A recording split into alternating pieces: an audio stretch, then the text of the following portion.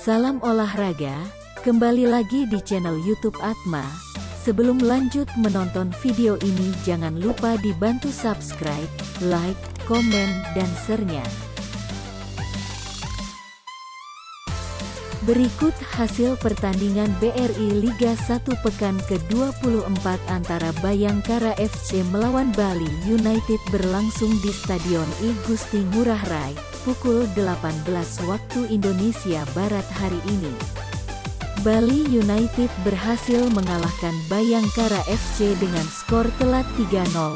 Gol Bali United dicetak oleh Ilyas Pasojevic menit ke-8 melalui tendangan penalti.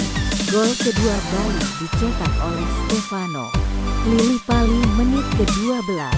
Dan gol ketiga dicetak oleh Irfan Jaya menit ke-83.